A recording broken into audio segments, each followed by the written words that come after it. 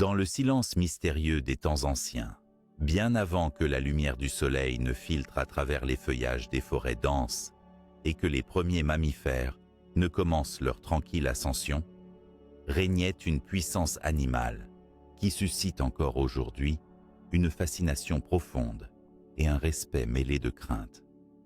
Les dinosaures carnivores. Ces créatures, emblèmes d'un passé lointain, incarnent pour nous à la fois la puissance brute, l'ingéniosité adaptative et parfois la terreur instinctive que peuvent évoquer les prédateurs apex. Mais pourquoi, après des millions d'années, continue-t-il à captiver notre imaginaire de manière si intense?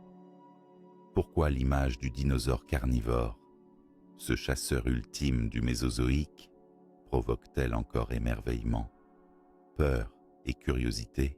Tout commence il y a environ 230 millions d'années, au Trias supérieur, avec l'apparition des premiers théropodes, ces dinosaures bipèdes principalement carnivores, qui allaient devenir les maîtres incontestés de nombreux écosystèmes, jusqu'à la fin du Crétacé.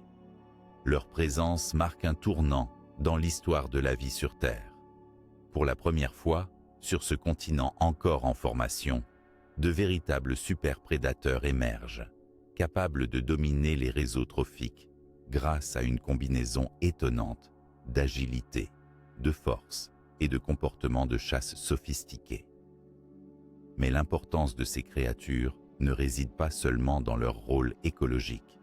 Elles sont aussi une source d'inspiration puissante pour notre compréhension des dynamiques naturelles, de la sélection naturelle et même du tempérament des prédateurs modernes. La fascination que suscitent les dinosaures carnivores est profondément ancrée dans notre psyché collective. Ces animaux représentent la quintessence de la puissance animale sauvage, un parfait équilibre entre adaptation physique et comportementale pour la traque et la capture de proies. L'énorme impression laissée par des espèces comme le Tyrannosaurus rex ou le Spinosaurus réside autant dans leur taille gigantesque que dans l'ingéniosité de leur stratégie de chasse, qu'autorise leur anatomie spécialisée. Leur statut de prédateurs ultimes explique aussi pourquoi ils effraient. Ces dinosaures sont les ancêtres de ce que nous reconnaissons comme les instincts les plus fondamentaux de la survie, le combat pour la nourriture et la dominance. Leur force brute, leurs armes naturelles, dents acérées, griffes puissantes et leur comportement redoutable nous plongent dans un monde où la loi du plus fort règne sans compromis. Le frisson que nous éprouvons en imaginant une rencontre avec un tel géant prédateur s'appuie sur des mécanismes psychologiques profondément ancrés. Depuis notre enfance, les récits, films et musées nourrissent cette image du monstre prédateur, sublimée, mais aussi terrifiante. Mais au-delà de l'impact émotionnel, ces créatures sont aussi une source unique pour la science. En étudiant leurs fossiles, leurs ossements et les traces qu'ils ont laissées, nous apprenons non seulement comment ces animaux vivaient, chassaient ou même s'organisaient socialement, mais aussi comment des caractéristiques anatomiques spécifiques leur conféraient des avantages remarquables. Leur étude nous offre une compréhension renouvelée des mécanismes évolutifs, montrant que la prédation n'est pas simplement une question de force brute, mais aussi d'adaptation fine, d'énergie dépensée avec efficacité et de stratégie comportementale. Cette dualité entre peur ancestrale et fascination scientifique poursuit sa route dans l'art et la culture populaire. Films, documentaires et littérature ont amplifié l'image des dinosaures carnivores, les rendant presque mythologiques, tout en restant enracinés dans une réalité scientifique tangible. La silhouette imposante du T-Rex rugissant dans un ciel orageux ou la redoutable rapidité d'un vélociraptor en chasse ont imprégné l'imaginaire collectif. Un imaginaire qui est aussi un miroir de nos propres peurs et forces. Un lien avec une nature sauvage que la modernité tend à effacer. Mais cette fascination ne se limite pas à l'impact visuel ou narratif. Investir du temps à comprendre ces prédateurs, c'est aussi plonger dans l'histoire même de la vie sur Terre, explorer les racines des écosystèmes complexes et saisir comment la compétition pour les ressources a façonné d'innombrables générations. Les dinosaures carnivores sont tout autant des témoins d'un passé révolu que des modèles pour réfléchir aux défis contemporains en écologie. Extinction, compétition, adaptation. À l'aube de notre longue exploration des théropodes, il est essentiel de considérer cette fascination comme une invitation à comprendre. Une porte ouverte pour plonger dans l'intimité des créatures qui ont dominé les terres mésozoïques. Leur monde était brutal, impitoyable, mais remarquablement riche. Leurs histoires racontent bien plus que la cruauté de la prédation. Elles révèlent l'élégance de la nature qui trouve sans cesse de nouvelles voies pour maintenir l'équilibre fragile entre vie et mort. Ainsi, en démarrant ce voyage parmi les grands prédateurs du passé, nous ne nous contentons pas d'admirer des géants disparus. Nous engageons aussi une réflexion sur notre propre place dans la nature, sur la manière dont la puissance, l'adaptation et la survie façonnent la vie depuis des millions d'années. Plus qu'un simple récit, ces histoires de dinosaures carnivores sont une méditation sur le temps, la force et la beauté sauvage qui continuent d'inspirer et d'effrayer. Dans la prochaine étape de notre exploration, nous plongerons plus profondément dans l'essor des théropodes, ces dinosaures carnivores qui non seulement ont dominé leur époque, mais aussi posé les bases évolutives des super-prédateurs du Mésozoïque. Nous découvrirons leur incroyable diversité, leur adaptation sans cesse renouvelée, et comment ils ont su s'imposer sur des millions d'années. Un monde ancien où la chasse était reine, et où le règne des carnivores a atteint son apogée. Pour aborder l'essor des théropodes au cours de l'ère mésozoïque, il est important de replacer ces incroyables prédateurs dans leur contexte évolutif et écologique. Les théropodes représentent un groupe fascinant qui a su s'imposer, évoluer et diversifier ses formes grâce à des adaptations remarquables, donnant naissance à des créatures qui allaient façonner profondément les écosystèmes terrestres pendant plus de 160 millions d'années. L'apparition des premiers théropodes remonte au Trias supérieur, il y a environ 230 millions d'années. Ils émergent alors dans un monde encore dominé par des reptiles divers et quelques premiers mammifères, dans des environnements assez variés, allant de vastes plaines à des zones plus boisées. Ces premiers théropodes sont souvent assez modestes en taille, contrairement à leurs descendants ultérieurs. Mais leur double caractéristique de bipédie et de régime carnivore marque une étape cruciale dans l'histoire évolutive. La bipédie, c'est-à-dire la locomotion sur deux pattes, leur confère une agilité inégalée et un gain d'efficacité dans la chasse, libérant leurs membres antérieurs pour d'autres usages, incluant parfois la saisie ou le combat. Rapidement, ces dinosaures vont s'adapter à une très grande variété d'environnements. Au Jurassique, environ 200 à 145 millions d'années avant notre ère, ils ont déjà conquis quasiment tous les continents, projetant leur silhouette distinctive dans les cieux et les continents émergés. Cette vaste expansion géographique s'accompagne d'une diversification impressionnante des formes. Certains théropodes, comme l'Allosaurus, incarnent les archétypes du chasseur massif et assortis de puissantes mâchoires, tandis que d'autres, plus petits et rapides, adoptent des modes de vie très différents, parfois même presque aériens, comme c'est le cas pour certains ancêtres des oiseaux. Cette diversité devient extraordinaire durant le Crétacé, l'ultime période du Mésozoïque. Pendant cette époque, les théropodes atteignent leur paroxysme physique et écologique. C'est à cette période que naissent les superprédateurs, tels que Tyrannosaurus rex en Amérique du Nord, Giganotosaurus en Amérique du Sud et Spinosaurus en Afrique du Nord. Ces géants ne sont pas seulement des symboles de puissance brute, ils illustrent également une incroyable spécialisation dans leurs adaptations à la chasse et à leur milieu. Le Spinosaurus, par exemple, est unique par son mode de vie semi-aquatique, combinant des aptitudes adaptées à la fois à la nage et à la chasse sur terre ferme. Une preuve éclatante de la plasticité évolutive de ce groupe. Le succès des théropodes tient donc à leur extraordinaire capacité à se diversifier en réponse aux pressions écologiques et évolutives. Ils exploitent un vaste éventail de niches écologiques, depuis les prédateurs solitaires de grandes proies jusqu'aux chasseurs opportunistes de taille moyenne. Leur morphologie évolue sensiblement pour répondre à ces besoins.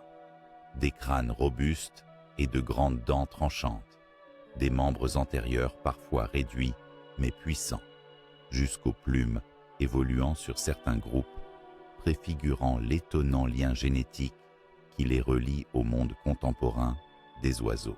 Un autre aspect fondamental de cet essor est la compétition entre carnivores et l'impact sur la structure des écosystèmes. Leurs longues chaînes alimentaires étaient complexes, avec des superprédateurs contrôlant la population de grands herbivores, contribuant ainsi à maintenir un équilibre dynamique. Cette domination durable témoigne aussi de leur grande adaptabilité aux changements climatiques et géographiques du Mésozoïque, qui a vu la dérive des continents, les variations du niveau des mers et d'importantes fluctuations environnementales. Les théropodes sont aussi marqués par une évolution spectaculaire de leur comportement. Des indices fossiles, tels que des traces de pas, des restes de nids et des groupes de squelettes retrouvés ensemble, suggèrent que certains d'entre eux pouvaient chasser en meute, ou du moins adopter un comportement social complexe, améliorant leurs chances de succès face à des proies souvent redoutables et rapides.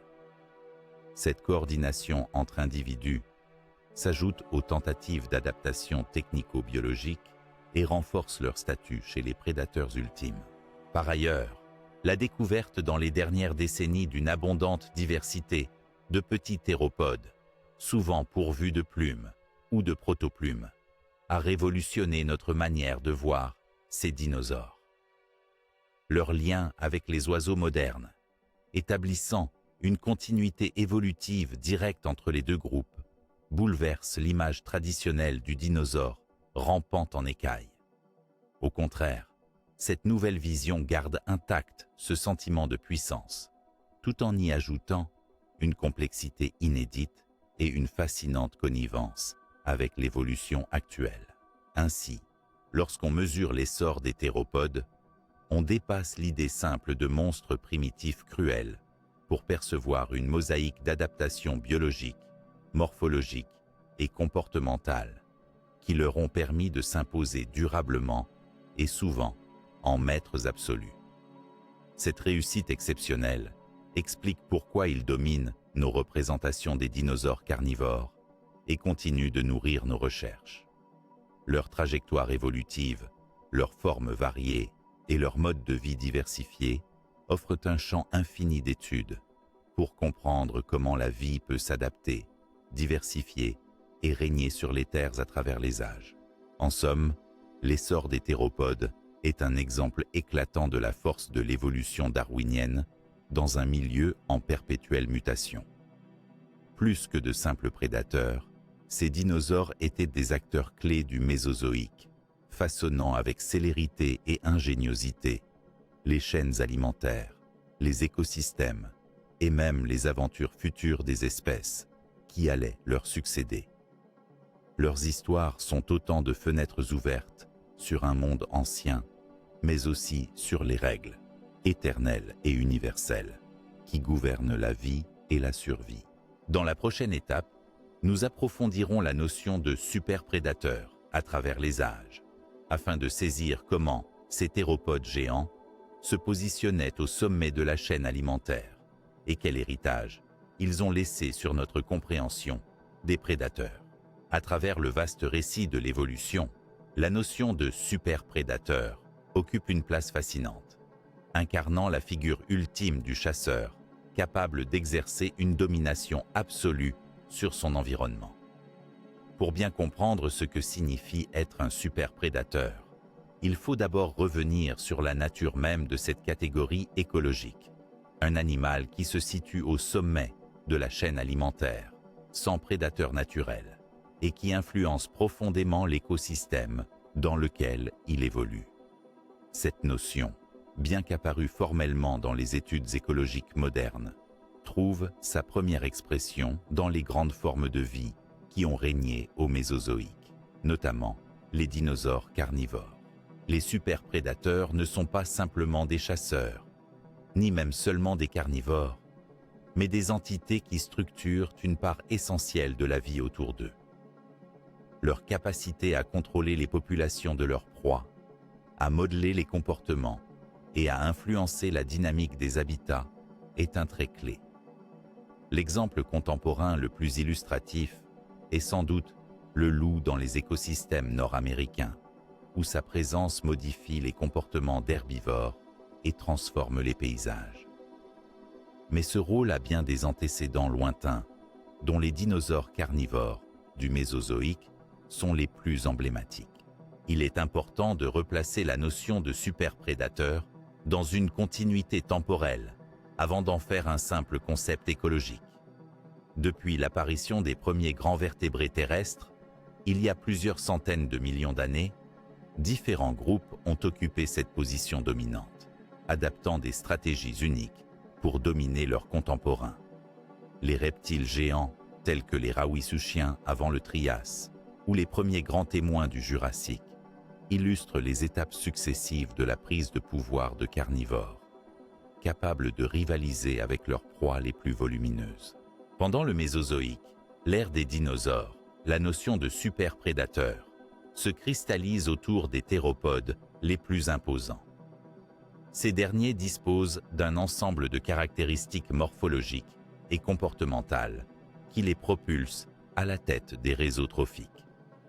Par exemple, des tailles corporelles impressionnantes, des mâchoires particulièrement puissantes, des techniques de chasse adaptées, ainsi que des capacités sensorielles développées qui leur permettaient de traquer avec une efficacité redoutable. Mais être superprédateur, ce n'est pas seulement être grand ou fort, c'est aussi savoir s'adapter aux conditions de son environnement et exploiter les opportunités avec ingéniosité. Il faut aussi souligner que, même si le superprédateur est souvent perçu comme solitaire et dominant sans concurrence, la réalité est plus complexe. Plusieurs superprédateurs peuvent coexister dans un même écosystème en s'adaptant à des niches écologiques spécifiques afin d'éviter la compétition directe. Par exemple, au Crétacé, en Amérique du Nord, différentes espèces de théropodes cohabitaient, allant du gigantesque Tyrannosaurus rex à des prédateurs de plus petite taille, mais tout aussi redoutables comme le Dromaeosaurus. Cette partition écologique montre que la suprématie du superprédateur est aussi une question d'équilibre et d'adaptation comportementale. Au fil des temps géologiques, la notion de superprédateur évolue également avec les espèces qui occupent cette place. Après la disparition des dinosaures non-aviens à la fin du Crétacé, ce sont les mammifères qui ont progressivement pris leur relève, avec des groupes tels que les félins géants, les grands canidés ou les ours. Bien que très différents morphologiquement des théropodes du Mésozoïque, ces carnivores modernes partagent cette capacité à structurer les écosystèmes et à maintenir des chaînes alimentaires stables. Dans l'histoire plus récente de notre planète, le rôle des superprédateurs prend un relief nouveau avec l'impact de l'activité humaine. L'extinction de certains grands carnivores et la fragmentation des habitats ont modifié le fonctionnement des écosystèmes, mettant parfois en péril les équilibres établis. Cela renforce d'autant plus l'importance de comprendre comment, depuis l'aube des temps, ces prédateurs extraordinaires exercent leur influence, à la fois en maintenant l'harmonie écologique et en guidant l'évolution de leurs contemporains. En outre, la notion de superprédateur invite à une réflexion profonde sur les adaptations biologiques et comportementales qui permettent à ces animaux d'occuper cette position enviée. Ce sont souvent des combinaisons complexes qui réunissent puissance physique, intelligence, stratégie de chasse et agilité sensorielle. Des dents capables de broyer des os, des muscles puissants, des sens aiguisés permettant de détecter la moindre proie, mais aussi des tactiques sophistiquées et parfois des comportements sociaux permettant de traquer, harceler et abattre les proies les plus résistantes. Ainsi, pour pleinement saisir le rôle des dinosaures carnivores comme superprédateurs, il est essentiel de les analyser non seulement sous l'angle de la force ou de la taille, mais aussi sous celui de leur capacité à interagir avec leur environnement et avec d'autres espèces. Leur place au sommet de la pyramide alimentaire était le fruit d'un équilibre millénaire entre pression évolutive, adaptation et dynamique écologique. Cette plongée dans la notion de superprédateur du passé ouvre ainsi la voie pour explorer plus en détail les raisons du gigantisme prédateur, sujet que nous aborderons dans la prochaine section. Nous y comprendrons pourquoi certains dinosaures carnivores ont atteint des tailles titanesques et en quoi cette extrême croissance s'inscrit dans une stratégie de survie et de domination dans l'univers complexe du Mésozoïque. Le gigantisme chez les dinosaures carnivores est l'un des phénomènes les plus fascinants et emblématiques de l'ère mésozoïque. Pourquoi certains de ces prédateurs ont-ils atteint des tailles gigantesques, parfois dépassant celles des plus grands mammifères terrestres connus? Cette question, loin d'être triviale, invite à plonger au cœur des mécanismes évolutifs, écologiques et même physiques qui ont façonné leur morphologie hors norme.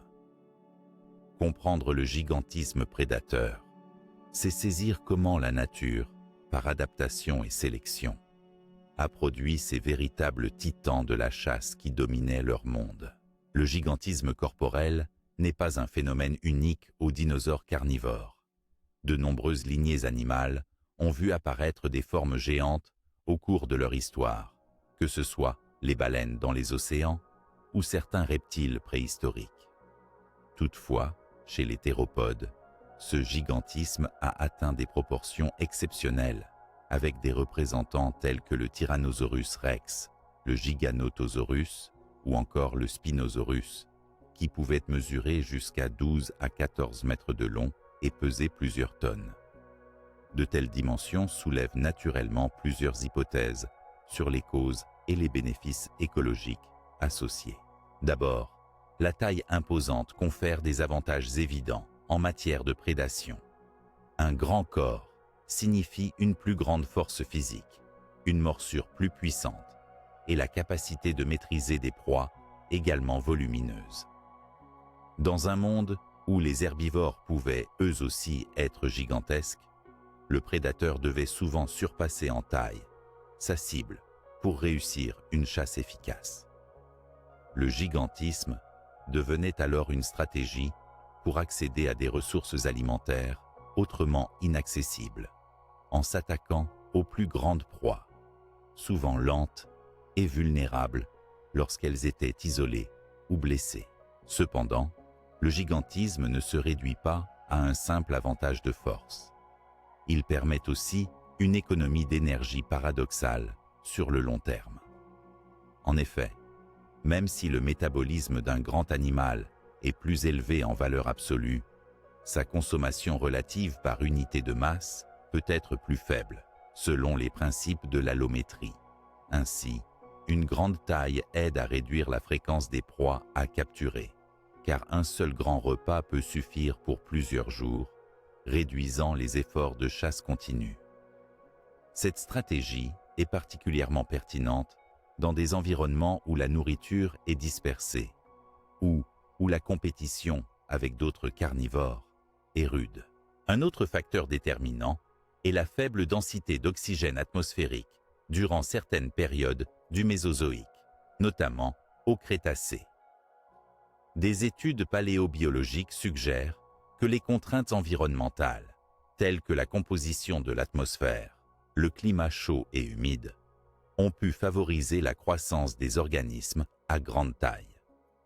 Par ailleurs, la structure osseuse particulière des dinosaures théropodes, qui intègrent des cavités pneumatiques légères, leur permettait de porter une grande masse, tout en restant relativement mobiles.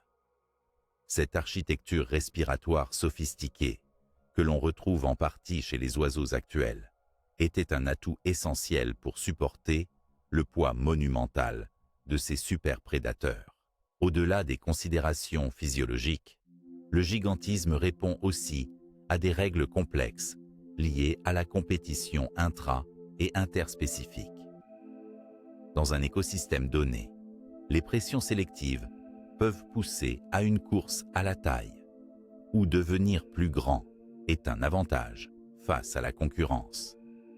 Cela peut se traduire par un effet d'escalade évolutive, où coévoluent des herbivores gigantesques, nécessitant des prédateurs tout aussi imposants pour les maîtriser.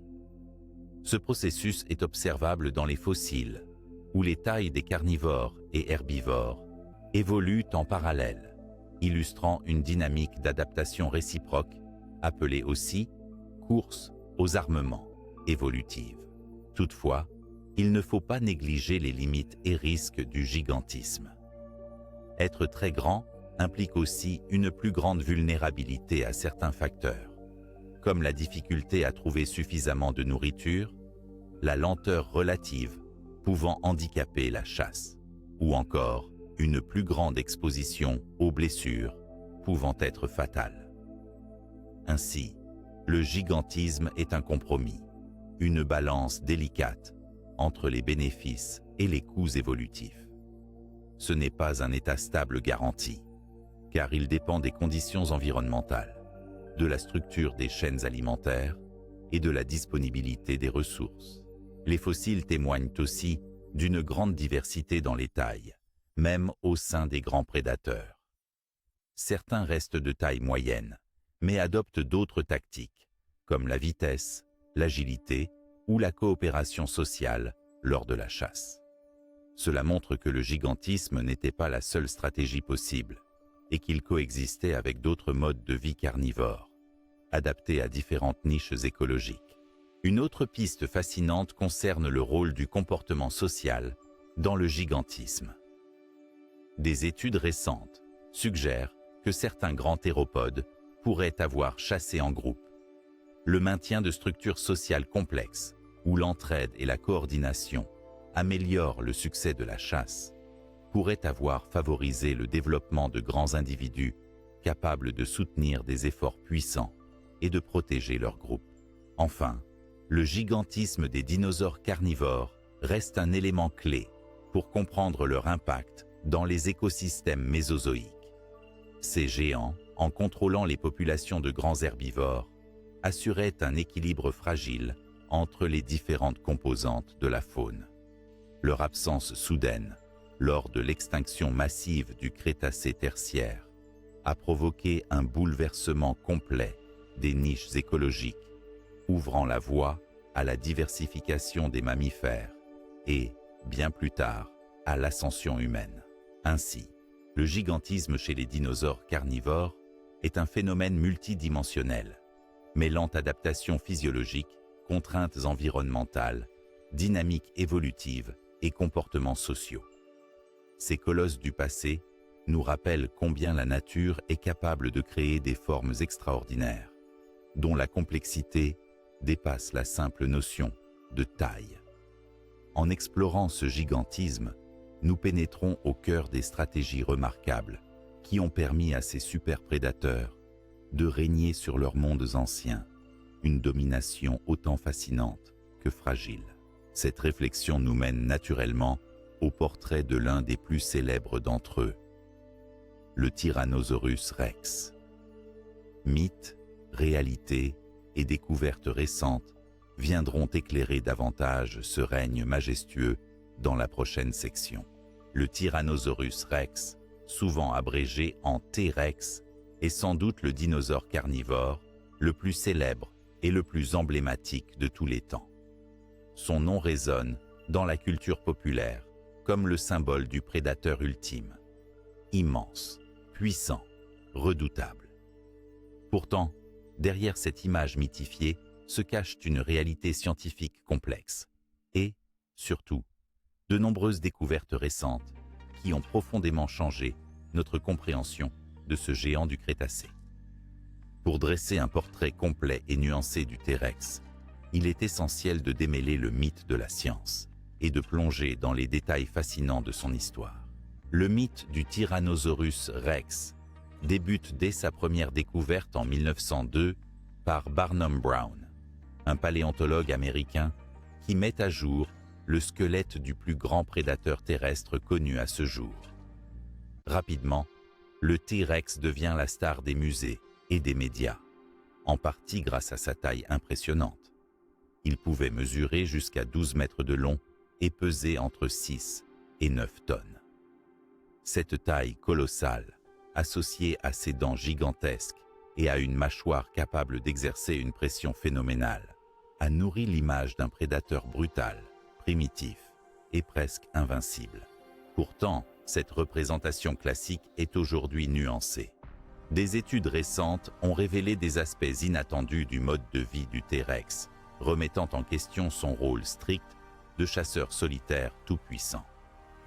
Certaines hypothèses suggèrent qu'il pouvait aussi bien être charognard, ou du moins un opportuniste, profitant des carcasses laissées par d'autres animaux. Sa musculature, son agilité relative et sa vitesse ont fait l'objet de nombreuses recherches, indiquant qu'il pouvait atteindre une vitesse modérée, probablement autour de 20 à 30 km/h, suffisante pour chasser des herbivores de grande taille, mais pas pour pourchasser la proie la plus rapide. Les dents du T-Rex, longues de plus de 15 cm, sont également un élément remarquable. Elles étaient robustes, en forme de banane, parfaitement adaptées à broyer la chair et même les os. Cette capacité unique suggère une alimentation très carnée, où le T-Rex tirait le maximum de nutriments, ce qui lui conférait un avantage écologique dans les environnements compétitifs du Campanien et Maastrichtien, les dernières étapes du Crétacé. Une autre découverte majeure est liée à ses sens ultra développés. Le T-Rex possédait un sens de l'odorat particulièrement fin, supérieur à celui des oiseaux de proie actuels, ainsi qu'une vision stéréoscopique qui lui permettait une excellente perception de la profondeur. Ces attributs sensoriels corroborent son rôle de chasseur, doté d'une certaine intelligence comportementale. Des études sur la structure de son cerveau et ses connexions nerveuses suggèrent une capacité à traiter rapidement les informations sensorielles, facilitant ainsi la chasse ou la défense de son territoire. Un des mythes populaires sur le T-Rex concerne la taille de ses bras, très courts en proportion de son corps. Longtemps considéré comme presque inutile, il apparaît désormais que ses membres antérieurs, bien que modestes, étaient musclés et possédaient 2 griffes puissantes. Ils auraient pu être utilisés pour agripper la proie, maintenir l'équilibre lors de la chasse, ou même pour des comportements spécifiques liés à la reproduction ou au combat intraspécifique. Les découvertes paléontologiques récentes ont également mis en lumière des indices d'un comportement social plus complexe que ce que l'on pensait auparavant. Certaines traces fossiles suggèrent que des T-Rex pouvaient se déplacer en groupe, ou du moins entretenir des relations sociales, ce qui bouleverserait la vision traditionnelle du prédateur solitaire. De plus, des marques de morsures sur des fossiles indiquent des affrontements entre individus, confirmant des luttes territoriales ou de dominance. Du point de vue de la paléoécologie, le T-Rex vivait dans ce qui est aujourd'hui l'Amérique du Nord, dans des environnements mêlant forêts, plaines et zones humides. Ses principales proies étaient probablement des herbivores massifs, tels que les hadrosaures, les dinosaures à bec de canard, et les cératopsiens, comme le Tricératops. La capacité du T-Rex à s'attaquer à ses proies redoutables témoigne de sa puissance, mais aussi de sa stratégie de chasse efficace, combinant force brute et tactique. Enfin, il convient de souligner la montée en puissance de la technologie scientifique ces dernières décennies, qui a permis de découvrir des pigments fossiles, suggérant que certains T-Rex juvéniles pouvaient posséder des plumes ou des petites structures velues, témoignant d'une parenté proche avec les oiseaux. Cette révélation a modifié notre perception du T-Rex, non plus simplement comme un reptile géant écailleux, mais comme une créature évolutive complexe, à mi-chemin entre l'antiquité des reptiles et l'apparition des oiseaux modernes. Au-delà des aspects scientifiques, le T-Rex demeure une icône puissante, alimentant films, livres, expositions et imaginaire collectif. Il symbolise la force sauvage, l'âge d'or des dinosaures, et continue de susciter un intérêt passionné et sans cesse renouvelé. Alors que nous explorons plus loin dans ce voyage à travers les superprédateurs mésozoïques, le portrait du T-Rex offre une étape clé, à la fois science, mythe et symbole, un pont entre le passé profond et nos rêves contemporains. La prochaine étape nous conduira à décortiquer l'anatomie détaillée de ce géant, pour mieux comprendre les secrets de sa puissance et de son efficacité en tant que prédateur. Lorsque l'on s'intéresse à l'anatomie du Tyrannosaurus rex, on découvre un ensemble de caractéristiques qui expliquent en grande partie pourquoi ce dinosaure carnivore est devenu l'un des prédateurs les plus redoutables du Mésozoïque.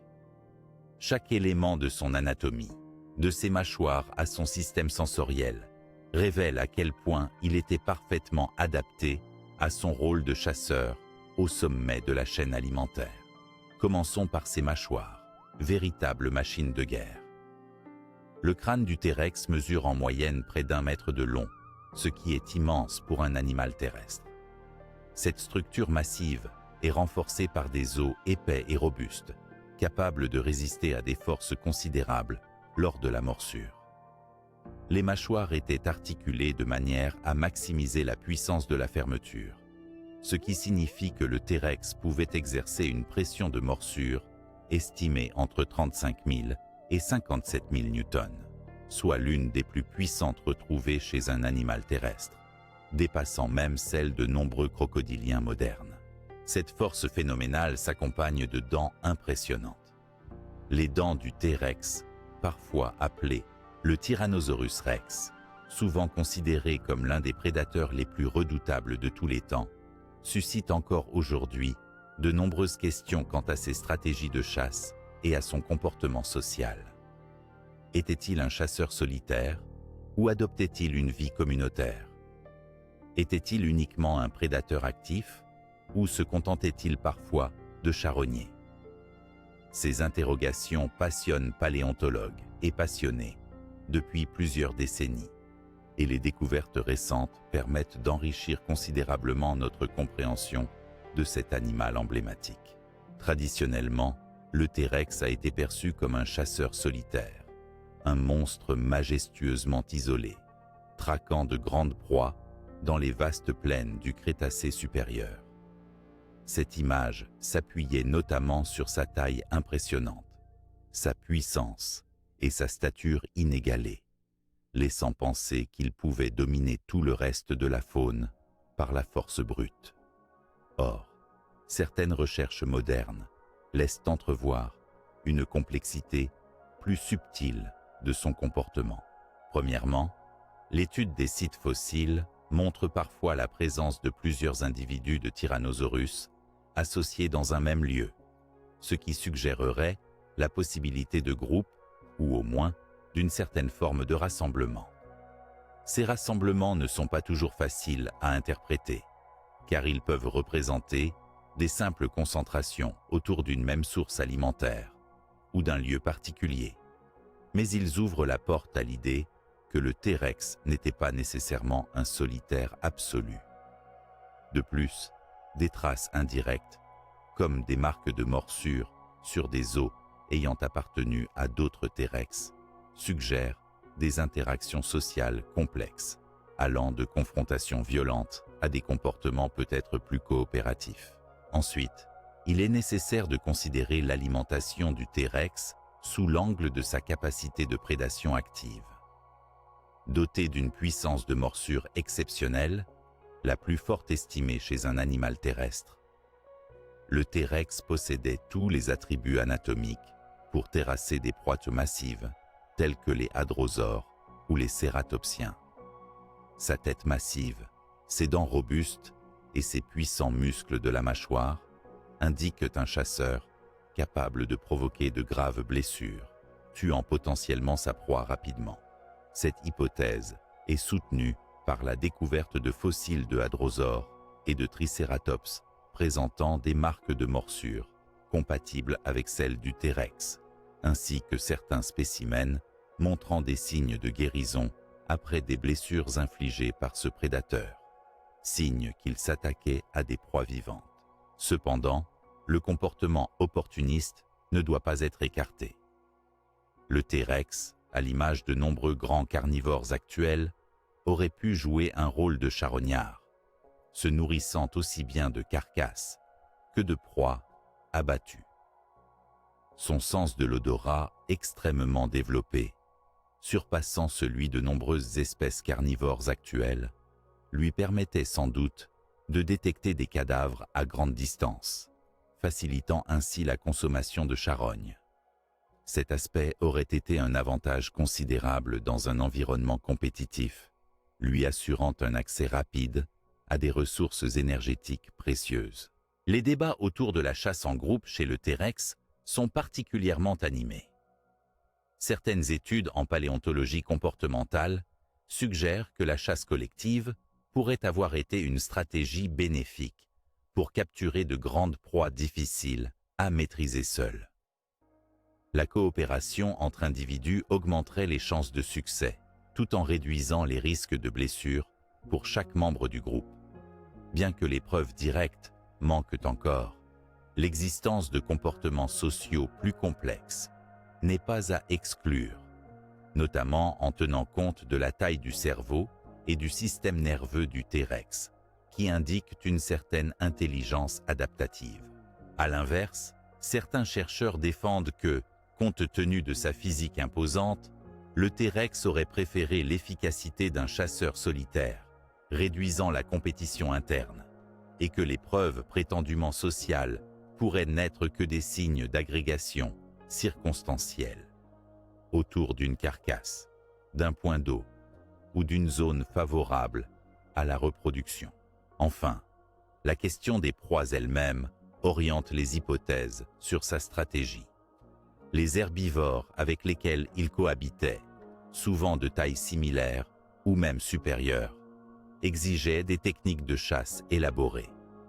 Frappes puissantes, attaques ciblées sur des zones vulnérables, embuscades ou encore patience à guetter l'opportunité étaient probablement au cœur de ces méthodes. Une grande part de la réussite résidait sans doute dans la capacité à combiner ces tactiques avec ses attributs physiques remarquables. En résumé, loin de se limiter à l'image stéréotypée d'un chasseur brutal et solitaire, le Tyrannosaurus rex apparaît de plus en plus comme une créature dotée d'une palette comportementale variée. Il était un prédateur actif, capable de surmonter des proies imposantes grâce à une puissance inégalée, mais savait aussi profiter de circonstances favorables en jouant le rôle de charognard ou en interagissant avec ses congénères. Cette pluralité de comportements illustre la complexité de ce super prédateur et révèle à quel point la science progresse pour reconstituer la vie de ces géants disparus. Alors que ce portrait touche à sa fin, la prochaine étape de notre exploration nous conduira à étudier le Giganotosaurus, le grand rival sud-américain du T-Rex, en dévoilant les détails fascinants de sa morphologie et de son mode de vie. Cette comparaison enrichira notre compréhension des stratégies carnivores à l'œuvre dans le Mésozoïque, au-delà de l'influence déjà immense du Tyrannosaurus rex. Le Giganotosaurus, géant méconnu pour certains, mais tout aussi impressionnant que le célèbre Tyrannosaurus rex, incarne l'un des prédateurs les plus redoutables ayant vécu sur notre planète. Originaire d'Amérique du Sud, plus précisément de la région qui correspond à l'actuelle Patagonie en Argentine, ce théropode a marqué son époque en étant l'un des plus grands carnivores terrestres connus, rivalisant en taille et en puissance avec les plus grands prédateurs du Crétacé. Plongeons dans le portrait de ce colosse, en explorant ses origines, sa silhouette singulière et les adaptations morphologiques qui font de lui un super prédateur incontournable du Mésozoïque. Découvert au milieu du XXe siècle, le Giganotosaurus carolini a d'abord surpris les paléontologues par son énorme taille et son aspect robuste. Ces fossiles ont permis d'estimer une longueur pouvant atteindre près de 13 mètres, faisant de lui l'un des plus imposants théropodes carnivores après le Spinosaurus. Il pesait probablement entre 6 et 10 tonnes, plaçant ainsi ce géant dans la même catégorie pondérale que le T-Rex, bien qu'un peu plus élancé et légèrement différent dans sa constitution. Morphologiquement, le Giganotosaurus présente des adaptations fascinantes. Contrairement au T-Rex, qui possédait une tête massive et compacte, le Giganotosaurus se caractérise par un crâne long, étroit et allongé, parfaitement adapté à une stratégie de chasse spécifique. Cette forme plus élancée et moins compacte indique probablement une validité dans la rapidité de la morsure et la capacité à infliger des blessures larges et profondes. Ces mâchoires, bien que puissantes, ne disposaient pas de la même force écrasante que celle du T-Rex, mais étaient équipées de dents fines, longues et tranchantes, conçues davantage pour découper que pour broyer. Son anatomie générale révèle un animal agile, avec de longues pattes arrière, adapté à une locomotion rapide et efficace sur de longues distances. Cette capacité de course était essentielle pour traquer des proies souvent gigantesques dans les plaines ouvertes de la Patagonie crétacée. En comparaison, sa tête plus légère et son corps plus fin favorisaient sans doute une vitesse et une endurance remarquables, indiquant un mode de chasse dynamique. Les membres antérieurs du Giganotosaurus étaient courts, typiques des théropodes, mais dotés de 3 griffes qui auraient servi à saisir ou à stabiliser sa proie. Leur fonction exacte reste encore débattue, mais leur puissance suffisante pour infliger des blessures ne fait aucun doute. De plus, la queue du Giganotosaurus, longue et équilibrée, servait de contrepoids, permettant des mouvements rapides et précis malgré sa taille imposante.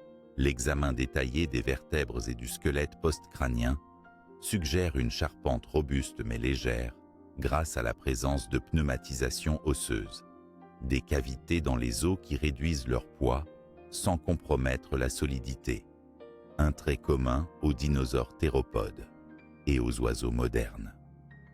Cette adaptation aida probablement le Giganotosaurus à maintenir sa mobilité tout en supportant son énorme masse corporelle. Le contexte écologique dans lequel évoluait le Giganotosaurus est également crucial pour comprendre sa morphologie. Vivant à une époque où les herbivores sud-américains, tels que les titanosaures, atteignaient des tailles colossales, ce géant devait rivaliser avec des proies massives et résistantes. Sa vitesse combinée à ses dents acérées suggère une stratégie de chasse visant à infliger des blessures fatales, rapides, peut-être en collaborant avec d'autres membres de son espèce, bien que la preuve formelle de comportements sociaux chez le Giganotosaurus soit encore limitée. Enfin, les comparaisons entre Giganotosaurus et Tyrannosaurus rex mettent en lumière une diversité surprenante dans la façon dont les superprédateurs géants pouvaient s'adapter à leurs environnements respectifs. Alors que le T-Rex semble conçu pour la force et le concassage, le Giganotosaurus privilégiait la vitesse, l'agilité et un style de chasse plus orienté vers la découpe. Ces différences morphologiques reflètent aussi des environnements distincts, avec des pressions évolutives spécifiques à chaque continent. En conclusion, le Giganotosaurus est bien plus qu'un simple concurrent sud-américain du T-Rex. C'est un témoignage exceptionnel de la variété et de la richesse des adaptations chez les théropodes géants. Sa morphologie unique et ses caractéristiques physiques font de lui un super prédateur, dont le règne a marqué profondément les écosystèmes du Crétacé en Amérique du Sud.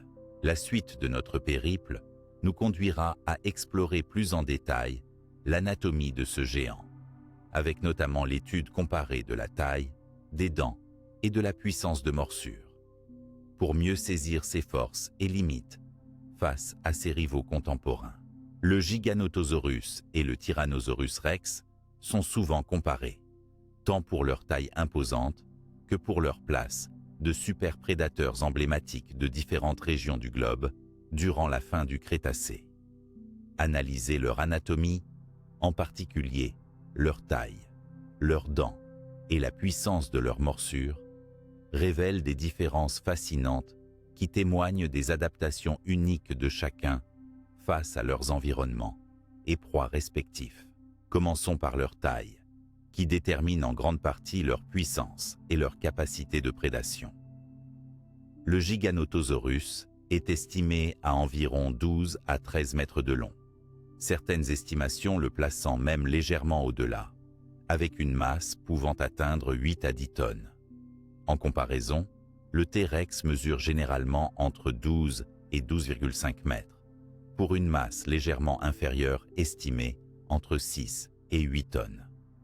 Si les deux géants se tiennent donc à des gabarits similaires, le Giganotosaurus tend à être plus long et plus élancé, tandis que le T-Rex est plus compact et robuste. Cette différence se reflète également dans leur crâne. Le crâne du T-Rex est généralement plus massif et plus court, conçu pour fournir une puissance de morsure extrême, tandis que celui du Giganotosaurus est plus allongé, ce qui est conforme à une stratégie de prédation un peu différente, plus axée sur une morsure tranchante et rapide pour lacérer les tissus. Les dents constituent un autre élément clé. Le T-Rex possède des dents larges et épaisses, parfois surnommées dents en forme de banane, particulièrement adaptées à écraser les os et broyer les tissus. Ces dents robustes pouvaient mesurer jusqu'à 30 cm de longueur totale, avec une partie visible de plus de 15 cm, permettant ainsi à T-Rex de pulvériser ses victimes, brisant os et matériel dur sans difficulté. À l'inverse, le Giganotosaurus présente des dents plus fines et plus longues, en forme de lame, conçues davantage pour couper que pour écraser. Ces dents étaient idéales pour infliger des entailles profondes et des blessures tranchantes, infligeant des hémorragies graves à ses proies. Ce type de dentition suggère une méthode de prédation où le Giganotosaurus utilisait sa morsure pour affaiblir rapidement la victime, plutôt que de la broyer directement. La puissance de la morsure reste un aspect central dans la comparaison. Les estimations de la force de morsure du T-Rex varient, mais les études modernes suggèrent une pression pouvant atteindre 50 000 à 60 000 newtons, ce qui est exceptionnel pour un animal terrestre.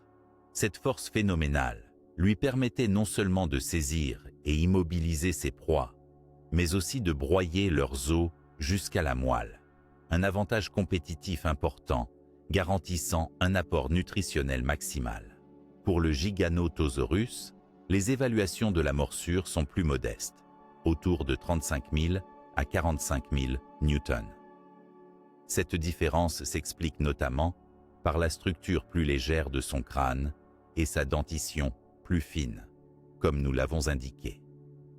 Cependant, cette force restait largement suffisante pour abattre de très grands herbivores, en perforant la chair et les tissus musculaires, provoquant des blessures mortelles.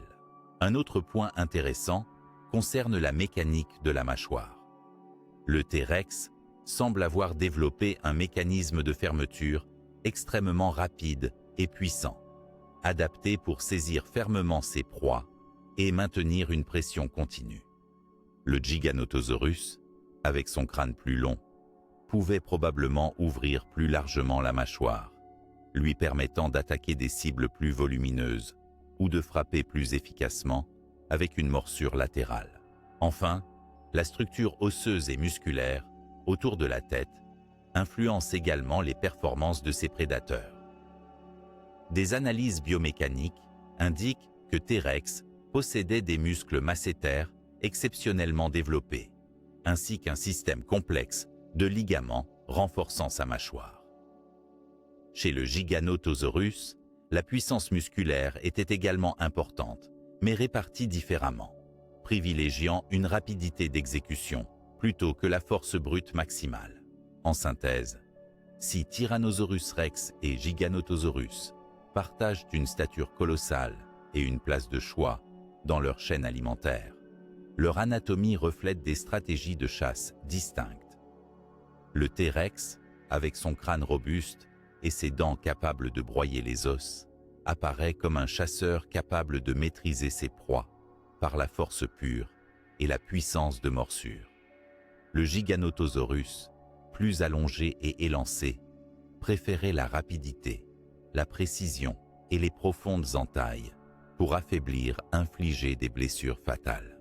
Comprendre ces différences nous éclaire sur la manière dont ces super-prédateurs ont évolué pour occuper des niches écologiques spécifiques, souvent en parallèle, mais dans des continents différents.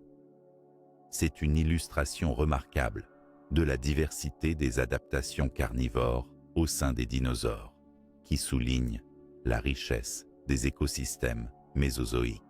Notre exploration se poursuivra maintenant avec le portrait du Spinosaurus, un dinosaure aux particularités uniques, notamment grâce à son mode de vie aquatique, offrant un nouveau regard sur la diversité des stratégies de chasse des grands prédateurs de l'âge des dinosaures. Le Spinosaurus est sans doute l'une des figures les plus fascinantes et mystérieuses parmi les dinosaures carnivores du Mésozoïque. Doté de particularités anatomiques et écologiques uniques, ce géant du Crétacé a bouleversé la vision traditionnelle que nous pouvions avoir des théropodes en se positionnant comme un chasseur semi-aquatique, adapté aussi bien à la vie terrestre qu'à la nage. Pour comprendre le portrait complet du Spinosaurus, il faut plonger dans ses spécificités morphologiques exceptionnelles, son mode de vie singulier et les récentes découvertes qui ont révélé l'ampleur de son adaptation à son environnement. Découvert pour la première fois au début du XXe siècle dans le désert du Sahara, le Spinosaurus aegyptiacus a longtemps été un sujet d'étude partielle à cause de la rareté et de la fragmentation de ses fossiles. Pourtant, les restes retrouvés indiquent un dinosaure colossal, pouvant atteindre jusqu'à 15 mètres de long, rivalisant même avec les plus grands prédateurs terrestres de son temps. Son poids est estimé entre 7 et 9 tonnes, ce qui en fait un véritable géant. Ce qui distingue le Spinosaurus de la plupart de ses cousins théropodes, c'est son dos couvert d'une énorme voile osseuse formée par des épines neurales allongées, certaines pouvant atteindre plus d'1 mètre, donnant à l'animal une silhouette spectaculaire. Mais au-delà de cette voile impressionnante, c'est surtout l'adaptation aquatique qui éclaire son originalité. Plusieurs traits anatomiques clés suggèrent que le Spinosaurus était un excellent nageur et passait une part importante de son temps dans les cours d'eau et les marécages, probablement à la recherche de poissons et autres animaux aquatiques. Sa queue longue et comprimée latéralement, découverte grâce à des fossiles plus complets, ressemble davantage à une pagaie puissante, accentuant sa propulsion dans l'eau, une caractéristique unique chez les théropodes. Son museau est allongé, étroit et muni de dents coniques non dentelées, idéal pour attraper des proies glissantes comme les poissons géants du Crétacé, notamment les ibodontiformes et les grands chélacantes. Cette morphologie rappelle celle des crocodiliens modernes, soulignant une convergence évolutive pour la chasse dans un milieu semi-aquatique. De plus, ses narines sont situées haut sur le crâne, permettant à l'animal de respirer tout en maintenant la majeure partie de son corps immergé. Le Spinosaurus possède également des membres antérieurs robustes, munis de griffes puissantes, probablement utilisées pour capturer et immobiliser des proies dans ou hors de l'eau. Cette force complémentaire à la chasse aquatique lui offrait un avantage certain dans la capture de poissons massifs ou d'autres proies potentielles. Sur le plan locomoteur, ses membres postérieurs étaient relativement courts comparés à ceux des autres théropodes, ce qui suggère que sa mobilité terrestre était probablement plus limitée. Cette configuration l'éloigne de l'image classique du théropode agile et rapide, orientant plutôt vers un animal adapté à un mode de vie amphibie, où la nage et la plongée représentaient des activités importantes. Les études isotopiques menées sur les os fossiles du Spinosaurus confirment son mode de vie semi-aquatique, mettant en évidence une teneur élevée en oxygène compatible avec une immersion fréquente. De plus, ses os partiellement spongieux indiquent une densité accrue, probablement pour faciliter le contrôle de la flottabilité lors de la nage. Le Spinosaurus, par son mode de vie original, illustre l'incroyable plasticité évolutive des théropodes et leur capacité à exploiter des niches écologiques très diverses. Alors que la plupart des grands carnivores du Mésozoïque étaient des chasseurs terrestres ou aériens, le Spinosaurus a innové en devenant un prédateur capable d'utiliser les milieux aquatiques à son avantage, ouvrant un nouveau chapitre dans l'histoire de la prédation préhistorique. Enfin, ce dinosaure représente aussi une source d'inspiration immense pour la culture populaire contemporaine, passionnant scientifiques, amateurs et cinéastes. Fascinés par cet emblème d'un règne animal à la fois brutal, surprenant et plein de mystères.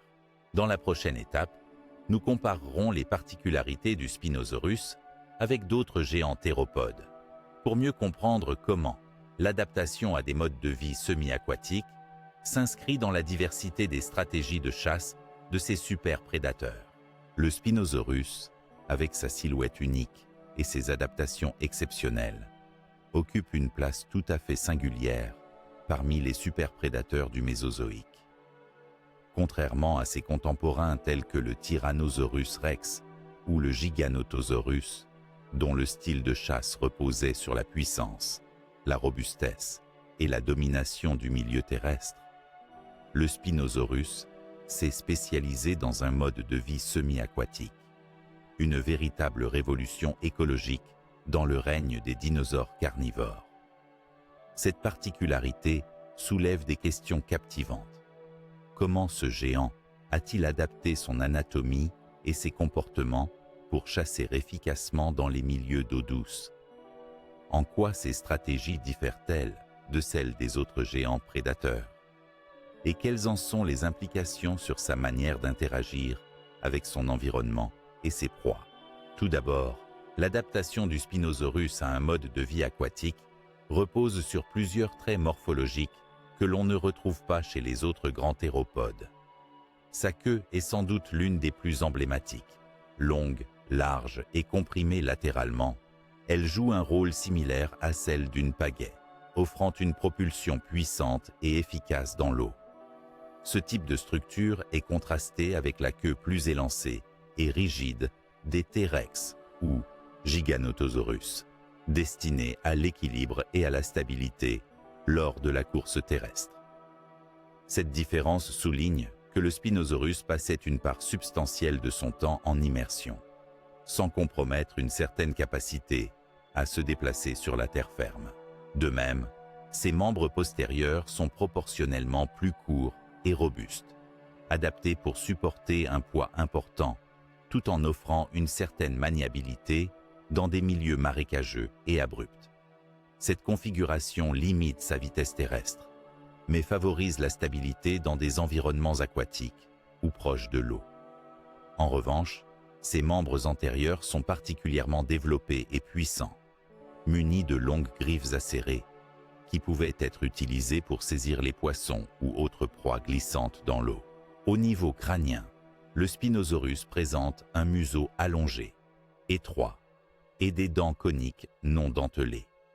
Adaptation très efficace pour capturer du poisson. Cette morphologie rappelle celle des crocodiles et des oiseaux piscivores modernes. Emblématique d'une convergence évolutive, marquant un mode de chasse ciblé. Plutôt que d'utiliser une masse de puissance pour broyer, il privilégiait des morsures précises pour piéger et retenir ses proies aquatiques. Face aux autres géants terrestres, ces adaptations impliquent une stratégie de chasse radicalement différente. Alors que le T-Rex et le Giganotosaurus s'appuyaient sur la force brute, l'endurance et parfois la coopération pour abattre de grandes proies herbivores, le Spinosaurus exploitait un milieu moins concurrentiel, celui des cours d'eau et des zones humides, où il pouvait accéder à des ressources alimentaires variées, notamment les grands poissons et peut-être même des reptiles aquatiques. Cette spécialisation écologique lui conférait un avantage certain, en limitant la compétition directe avec d'autres carnivores terrestres. Elle illustre une niche écologique rare chez les dinosaures et l'extraordinaire capacité d'adaptation des théropodes. Les preuves fossiles, y compris les isotopes d'oxygène dans ses os, suggèrent que le Spinosaurus avait un comportement amphibie, plongeant et nageant avec aisance, un mode de vie confirmé par la découverte récente de sa queue fonctionnelle. Par ailleurs, ces caractéristiques ont provoqué un débat parmi les scientifiques quant à savoir si le Spinosaurus était le premier dinosaure véritablement piscivore, voire semi-aquatique, ou s'il conservait également une part de prédation terrestre classique. Il est probable qu'il était un prédateur opportuniste, capable d'alterner chasse dans l'eau et sur la terre ferme, exploitant toutes les ressources à sa disposition dans un environnement complexe. Cette singularité positionne le Spinosaurus comme un précurseur écologique, élargissant la palette des stratégies de chasse des dinosaures géants au-delà des schémas classiques. Sa morphologie et son mode de vie démontrent que même les carnivores et parmi les plus imposants pouvaient évoluer vers des spécialisations très fines pour s'adapter à des niches particulières. Ainsi, le Spinosaurus ne s'oppose pas seulement physiquement aux autres géants du Crétacé, il les surpasse aussi par l'audace de ses adaptations, mêlant puissance, agilité aquatique et opportunisme alimentaire. Ce portrait enrichit notre compréhension de la diversité des superprédateurs et de la complexité de leurs interactions avec leurs habitats. Dans la section suivante, nous approfondirons la connaissance des autres grands théropodes, dits Dark Horses, tels que le Carnotaurus, l'Allosaurus ou le Tarbosaurus, explorant leurs spécificités morphologiques et écologiques, et soulignant que, derrière la célébrité des géants emblématiques, se cachent de nombreuses espèces, tout aussi fascinantes et redoutables. Au-delà des célébrités des superprédateurs, tels que Tyrannosaurus rex, Giganotosaurus ou Spinosaurus, l'univers des théropodes carnivores recèle une multitude d'autres héros méconnus, tout aussi fascinants par leur diversité morphologique et leurs stratégies écologiques. Les Dark Horses du Mésozoïque.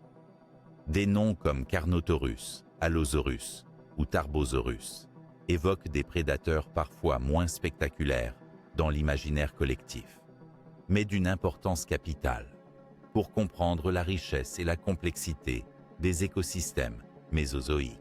Commençons par le Carnotaurus sastrei, découvert en Argentine dans les années 1980. Ce théropode du Crétacé supérieur est remarquable par son crâne court, orné de 2 petites cornes au-dessus des yeux, d'où son nom signifiant taureau carnivore. D'environ 8 à 9 mètres de long, Carnotaurus se distingue par une silhouette élancée, des membres antérieurs extrêmement réduits, parmi les plus petits chez les dinosaures carnivores, et une musculature puissante dans les pattes arrière.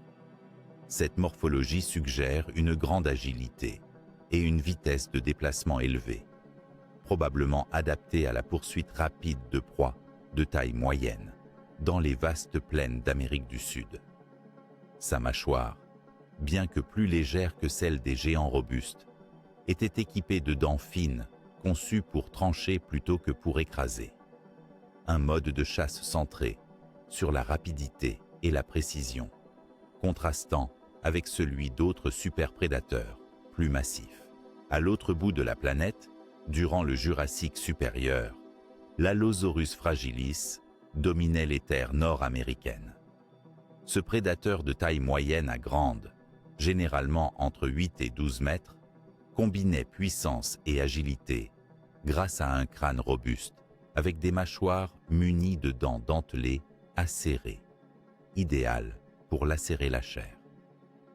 Son corps était construit pour une locomotion rapide, avec des membres longs et musclés et des griffes acérées sur ses bras, proportionnellement longs comparés aux autres théropodes. Plus encore, les découvertes paléontologiques suggèrent qu'Allosaurus pouvait chasser en meute, ou du moins exhiber un certain comportement social, ce qui lui permettait de s'attaquer à des proies plus grandes en gagnant en efficacité par la coopération. Une stratégie encore largement débattue, mais qui repose sur des indices solides, comme la présence de plusieurs individus morts ensemble. Le Tarbosaurus bataar, cousin proche du T-Rex, fut le géant rougeoyant des plaines asiatiques au Crétacé supérieur. Affichant une taille similaire à son homologue nord-américain, ce théropode possède cependant un crâne légèrement plus étroit et allongé, avec des adaptations spécifiques dans sa mâchoire pour maximiser la puissance de morsure tout en conservant la rapidité. Le Tarbosaurus témoigne bien de la dynamique évolutive dans les différents continents, avec des formes proches, mais adaptées aux environnements spécifiques. Ces fossiles montrent également des blessures et traces de combat, soulignant un mode de vie agressif et compétitif. Au-delà de ces trois figures, nombreux sont les autres théropodes carnivores qui incarnent la diversité des Dark Horses.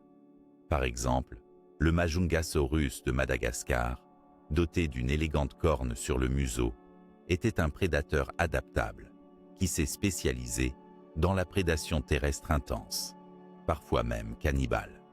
Ou encore, le Carcharodontosaurus, contemporain du Giganotosaurus en Afrique, rivalisant par sa taille et sa puissance, avec des dents aiguisées comme celles des grands requins, capables de déchirer facilement la chair. Cette diversité morphologique reflète aussi la multiplicité des niches écologiques exploitées par ces dinosaures. Certains privilégiaient la vitesse et l'agilité, d'autres la puissance brute ou encore des comportements sociaux complexes, parfois en groupes structurés, parfois strictement solitaires. Ces différents modèles stratégiques s'insèrent dans des chaînes alimentaires qui, bien que dominées par ces super-prédateurs, étaient souvent très équilibrées, où la concurrence se jouait autant sur les adaptations physiques que sur la compétition comportementale. Étudier ces Dark Horses révèle à quel point l'histoire des dinosaures carnivores ne se limite pas à quelques icônes mondialement connues, mais constitue un kaléidoscope d'adaptations, d'expérimentations évolutives et de tactiques de survie, souvent influencées par des facteurs géographiques et climatiques distincts.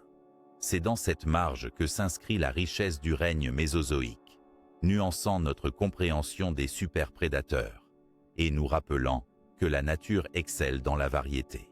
C'est aussi une invitation à poursuivre notre exploration vers l'étude détaillée des armes naturelles qui ont fait de ces prédateurs d'exception des machines de chasse redoutables, sujet que nous aborderons en profondeur dans la prochaine section. Lorsque l'on évoque les dinosaures carnivores, l'image qui vient immédiatement à l'esprit est celle d'armes redoutables, forgées par des millions d'années d'évolution pour assurer leur survie et domination. Pour comprendre leur efficacité en tant que prédateurs, il est essentiel d'étudier les multiples adaptations naturelles qui ont fait de ces créatures des chasseurs hors pair.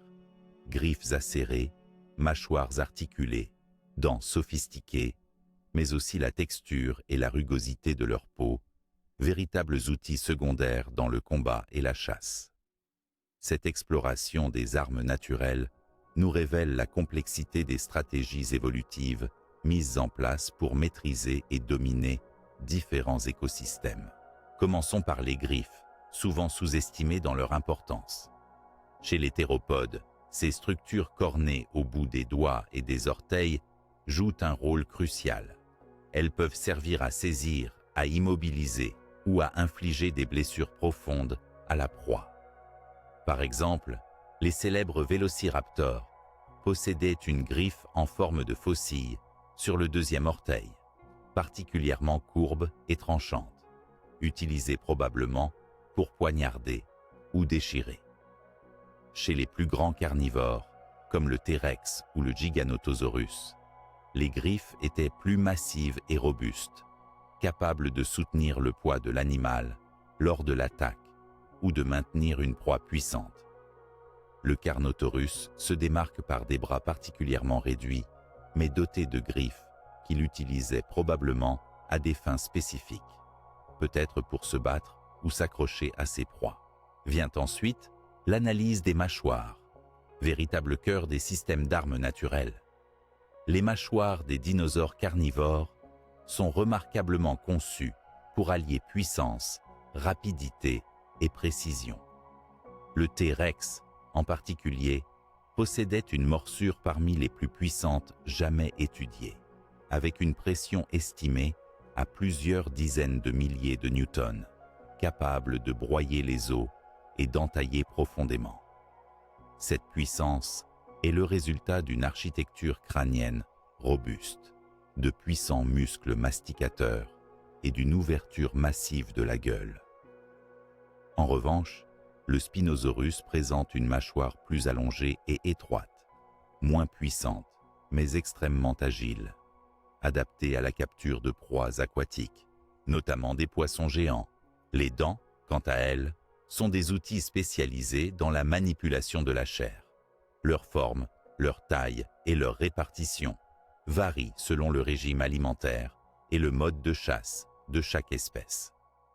Les dents du T-Rex, épaisses et en forme de banane, étaient conçues pour écraser et broyer, tandis que celles de Giganotosaurus ou du Carcharodontosaurus étaient plus longues, fines et dentelées, idéales pour trancher et découper des morceaux conséquents de viande.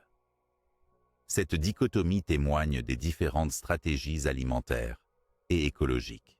Outre ces armes évidentes, la peau des dinosaures carnivores joue un rôle moins perceptible, mais non moins important. Les découvertes fossiles, notamment celles relatives aux impressions cutanées et à la microstructure de la peau, suggèrent une rugosité souvent prononcée, avec des écailles de taille variable. Cette texture pouvait aider à réduire les blessures lors des combats, offrir une protection contre les parasites, ou encore améliorer le camouflage.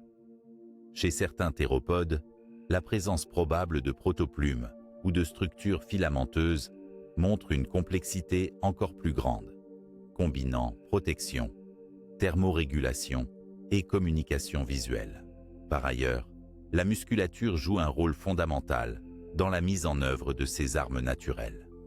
La puissance et la rapidité des mouvements des mâchoires, des membres antérieurs pour saisir ou lacérer, et des membres postérieurs pour la course et les attaques, sont le fruit d'un développement musculaire intense, mis en évidence par les attaches osseuses retrouvées sur les squelettes fossiles. Par exemple, la masse musculaire des mâchoires, du T-Rex, dépasse largement celle de tous les carnivores terrestres actuels, ce qui explique sa capacité redoutable à écraser les os et à neutraliser ses proies efficacement. Enfin, il faut considérer les adaptations sensorielles liées à ces armes naturelles. La coordination œil-mâchoire, la sensibilité tactile des griffes et la capacité à détecter et réagir rapidement à une proie ou un danger maximisent l'efficacité des stratégies de chasse. Chez le Tyrannosaurus rex, des études récentes sur la structure de l'oreille interne et les zones cérébrales impliquées dans le traitement sensoriel confirment une agilité cognitive et sensorielle impressionnante pour un prédateur de cette taille. Ainsi, l'étude des armes naturelles des dinosaures carnivores révèle que leur prédation ne reposait pas uniquement sur la taille ou la force brute, mais sur une combinaison sophistiquée de structures anatomiques et physiologiques parfaitement adaptées à leur stratégie de chasse. De la forme des griffes jusqu'à la robustesse des mâchoires, en passant par la texture protectrice de la peau, chaque composant contribuait à faire de ces animaux des prédateurs efficaces et redoutables, capables de dominer des écosystèmes variés pendant des dizaines de millions d'années. Dans la section suivante, nous étudierons comment ces caractéristiques naturelles s'accompagnaient parfois de stratégies de chasse en groupe, discutant les preuves d'une coopération entre théropodes qui ont fait évoluer les modes de prédation au sein de ces géants légendaires. L'idée que des dinosaures carnivores, notamment certains théropodes, aient pu chasser en groupe ou en meute ouvre une fenêtre fascinante sur la complexité de leur comportement social, bien au-delà de l'image traditionnelle du prédateur solitaire. Étudier ces stratégies de coopération permet d'enrichir notre approche de leur écologie, de leur efficacité de chasse et même de leur réussite évolutive. Si la notion de chasse en groupe est bien établie chez certains carnivores modernes, comme loups, lions ou orques, la recherche paléontologique tente depuis plusieurs décennies d'identifier les indices permettant de déceler de telles dynamiques comportementales chez les dinosaures. Les preuves directes, bien sûr, sont rares. Les fossiles eux-mêmes ne délivrent pas de témoignages explicites sur les comportements sociaux. Cependant, certains sites fossiles apportent des éléments convaincants. Par exemple, la découverte de plusieurs squelettes de Allosaurus associés dans un même gisement suggère que ces animaux pouvaient chasser, ou du moins cohabiter en groupe. Ce fait est renforcé par la présence concomitante de nombreuses carcasses de grands herbivores, ce qui pourrait indiquer des attaques coordonnées sur des proies imposantes qui seraient difficiles à maîtriser individuellement. D'autres indices nous viennent du mode de vie des cercopithèques théropodes, comme les Dromaeosauridae, connus pour leur agilité et leur intelligence. Certains fossiles présentent des pathologies compatibles avec des combats intra-espèces ou des interactions complexes, tandis que l'organisation sociale serait un avantage évolutif évident, favorisant la chasse collective, la protection des jeunes et la défense du territoire. L'analyse de la taille et de la structure du cerveau de certains théropodes à travers des endocastes fossiles, reconstitution du cerveau, indique également un développement des zones liées à la cognition sociale, à la planification et à la coordination motrice.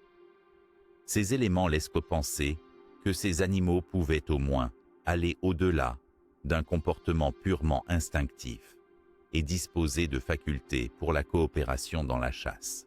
Un autre comportement lié est celui de la présence de traces de pas groupés ou de rassemblements de spécimens juvéniles et adultes, interprétés comme des indices de groupes familiaux ou sociaux. Ces comportements peuvent refléter une structure sociale, même si elles ne signifient pas nécessairement des tactiques de chasse sophistiquées. La chasse en meute aurait apporté un avantage considérable pour capturer de grandes proies herbivores, telles que les hadrosaures ou les cératopsiens, qui souvent dépassaient en taille ou en force certains prédateurs individuels. La coordination entre chasseurs permettait d'isoler, harceler et finalement abattre des animaux robustes qui sinon auraient résisté à une attaque solitaire. Cependant, il convient aussi d'aborder les limites de ces hypothèses. Certains spécialistes soulignent que la coopération avérée demande des structures sociales complexes, de la communication élaborée et un partage des ressources, caractéristiques qui reste difficile à démontrer avec certitude chez les dinosaures non aviens. Par ailleurs, des grappes de fossiles peuvent aussi résulter d'accidents ou de comportements ponctuels liés à la reproduction ou à la manière de se nourrir, et non à une chasse collective. Malgré ces réserves, l'accumulation progressive des preuves incite néanmoins à réévaluer l'image du théropode solitaire et à envisager un éventail plus large de comportements sociaux, au moins chez certains groupes. Ces stratégies auraient pu contribuer à la réussite évolutive de plusieurs lignées, leur permettant d'exploiter des niches écologiques variées et d'optimiser leur efficacité prédatrice. Ainsi, la coopération dans la chasse chez les théropodes ne relève plus uniquement du mythe ou de la simple spéculation. Elle apparaît aujourd'hui comme une possibilité tangible que la recherche scientifique continue d'affiner grâce à des techniques d'analyse avancées en paléoécologie, en anatomie comparée et en modélisation comportementale. En conclusion, l'étude des stratégies de meute chez les dinosaures carnivores souligne la complexité et la richesse de leur comportement et ouvre la voie à une meilleure compréhension de leur rôle dans les écosystèmes mésozoïques. Dans la prochaine section, nous envisagerons les confrontations hypothétiques entre ces géants, explorant qui aurait pu l'emporter lors de rencontres improbables mais fascinantes. Imaginer une confrontation entre les géants carnivores du Mésozoïque est un exercice fascinant qui captive autant l'esprit des passionnés de paléontologie que celui des amateurs de fiction. Tyrannosaurus rex, Giganotosaurus, Spinosaurus et autres colosses. Qui aurait triomphé si ces prédateurs légendaires s'étaient rencontrés? Bien que ces rencontres soient purement hypothétiques, car ces dinosaures ont vécu à différentes époques et sur des continents éloignés. Analyser leurs caractéristiques physiques et comportementales nous permet d'esquisser des scénarios plausibles, mêlant science et imagination. Commençons par le Tyrannosaurus rex, souvent considéré comme le roi incontesté des prédateurs terrestres. Avec ses mâchoires gigantesques, capables d'une morsure puissante à plus de 50 000 newtons, ses dents épaisses capables de briser les os, ainsi que son odorat ultra développé, le T-Rex réunissait une combinaison unique d'atouts pour dominer ses proies. Son corps massif, associé à un équilibre parfait entre puissance et mobilité, lui conférait une efficacité redoutable lors d'attaques rapides et ciblées. Face à lui, le Giganotosaurus, son rival sud-américain, arborait une stature légèrement plus longue et une agilité remarquable. Ses dents fines et dentelées étaient parfaitement adaptées pour effectuer des lacérations profondes, bien que sa morsure fût moins puissante que celle du T-Rex. Son crâne plus élancé et ses jambes longues laissaient supposer une capacité à envoyer des coups rapides, plaçant son mode de chasse davantage sur la vitesse et la précision que sur la force brute. Le Spinosaurus, quant à lui, tranché radicalement par son adaptation semi-aquatique et sa morphologie atypique. Avec sa voile osseuse spectaculaire, son museau en forme de bec de canard et ses dents coniques, il était principalement un pêcheur géant, se nourrissant en grande partie de poissons gigantesques. Même à terre, ses membres postérieurs plus courts et sa silhouette moins robuste le désavantageraient dans un combat direct contre ses cousins terrestres. En revanche, dans ou autour de l'eau, le Spinosaurus aurait certainement dominé par son habileté aquatique. Dans une confrontation hypothétique entre T-Rex et Giganotosaurus, la victoire aurait probablement dépendu du contexte. En terrain ouvert, la vitesse et l'agilité du Giganotosaurus auraient pu constituer un avantage. Mais dans des environnements plus accidentés, la force extraordinaire du T-Rex et sa morsure dévastatrice auraient pu faire la différence. Leur taille et leur puissance étaient si proches, ce qui aurait pu conduire à un combat long et acharné, chaque adversaire cherchant à exploiter ses forces et à minimiser ses faiblesses. Face au Spinosaurus, un affrontement terrestre aurait pénalisé ce dernier. Sa construction moins robuste et sa morphologie davantage adaptée à la nage ne lui permettraient pas de rivaliser avec la puissance et l'agressivité des dinosaures terrestres spécialisés. En revanche, dans un environnement aquatique ou semi-aquatique, loin du regard des autres prédateurs, il possédait une niche écologique unique où il dominait sans partage. D'autres théropodes, moins connus mais souvent tout aussi redoutables, tels que Carnotaurus ou Tarbosaurus, auraient également apporté leurs particularités à ces confrontations. Carnotaurus, avec ses cornes frontales et son extraordinaire vitesse, pouvait surprendre par des attaques foudroyantes, mais sa taille plus modeste le plaçait généralement sous la menace des plus grands. Tarbosaurus, proche du T-Rex avec quelques différences morphologiques, aurait sans doute livré un combat similaire, souvent dicté par la situation écologique et territoriale. Cependant, toutes ces hypothèses doivent être maniées avec précaution. Les rencontres directes entre ces monstres étaient impossibles dans la réalité, compte tenu de leur éloignement géographique et temporel. Mais cette pensée permet d'aborder les notions d'adaptation, de stratégie et de compétition dans un cadre métaphorique révélateur de la diversité des formes que la nature peut prendre.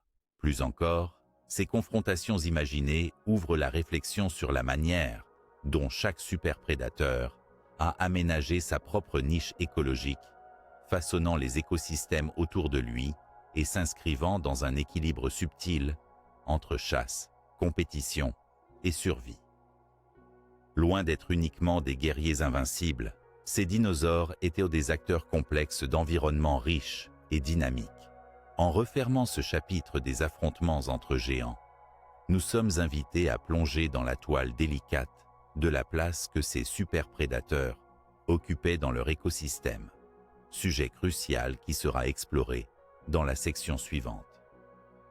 Comprendre cet équilibre naturel nous éclaire sur la manière dont s'organisait la vie préhistorique, mais aussi sur les mécanismes fondamentaux qui régissent la biodiversité et la chaîne alimentaire, jusqu'à aujourd'hui. Dans le vaste théâtre de la vie auquel ont assisté les continents du Mésozoïque, les superprédateurs carnivores occupaient une place centrale, agissant comme des régulateurs essentiels au sein des écosystèmes complexes de leur temps. Au-delà de leur réputation de chasseurs redoutables, leur rôle écologique était indispensable pour maintenir l'équilibre entre les différentes populations, prévenir la surpopulation des herbivores et favoriser la biodiversité. Analyser cette place dans la chaîne alimentaire nous permet de comprendre comment ces géants ont façonné, influencé et parfois limité les dynamiques naturelles, constituant ainsi un maillon crucial de la vie préhistorique. Les superprédateurs, tels que le Tyrannosaurus rex, le Giganotosaurus ou encore le Spinosaurus, se situaient au sommet des réseaux trophiques. Ils étaient des carnivores apex, n'ayant pas de prédateurs naturels à leur propre niveau. Cela leur conférait un pouvoir considérable, mais aussi une grande responsabilité écologique. Contrôler les populations d'herbivores, souvent massifs et prolifiques, évitait notamment la surexploitation des ressources végétales et le déclin des écosystèmes. Sans cette régulation, les équilibres délicats auraient rapidement été perturbés, menaçant la stabilité des habitats. L'interaction entre superprédateurs et proies était donc caractérisée par une dynamique de pression sélective constante.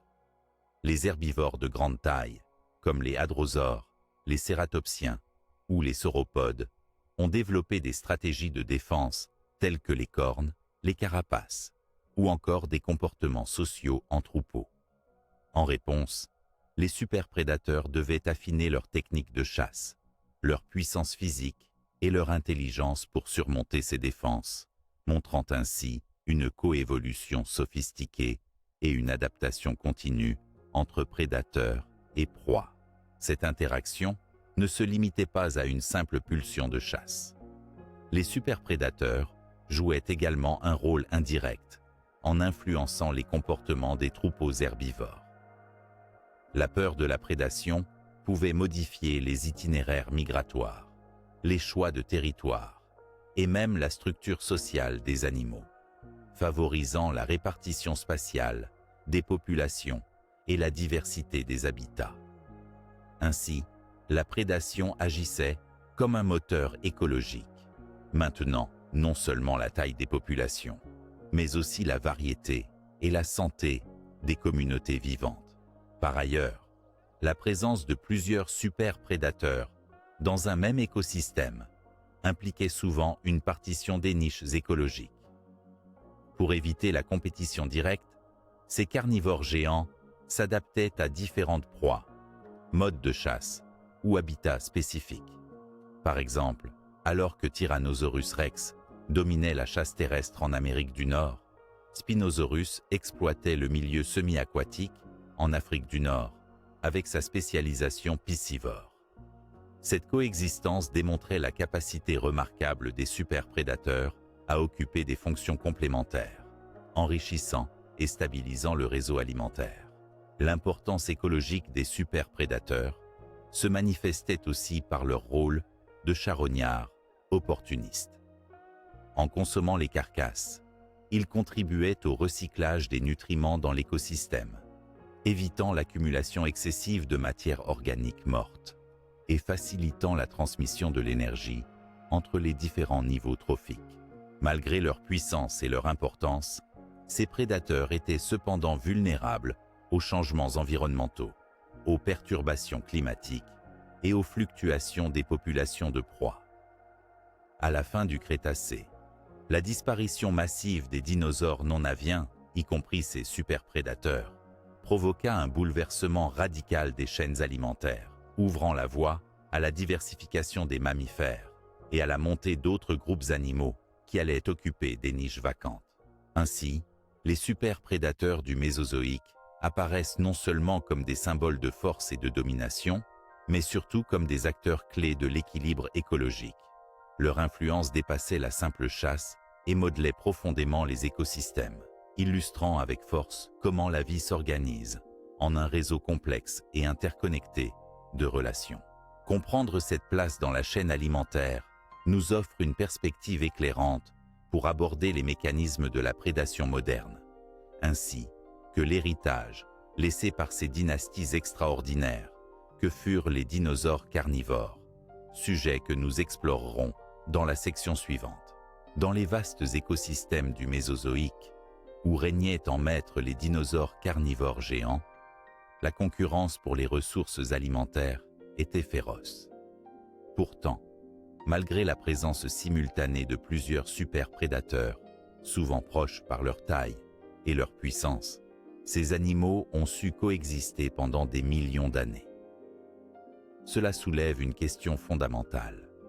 Comment parvenaient-ils à éviter la surenchère fatale de conflits directs? La réponse réside dans le concept de niche écologique, qui explique comment différents carnivores s'adaptaient, se spécialisaient et évitaient ainsi la concurrence directe, permettant une coexistence équilibrée grâce à une répartition claire des rôles et territoires. Une niche écologique peut être définie comme la position qu'occupe un organisme dans son environnement, incluant son habitat, ses ressources alimentaires, ses comportements et interactions avec les autres espèces. Dans un monde dominé par les superprédateurs, trouver une niche spécifique était crucial pour la survie.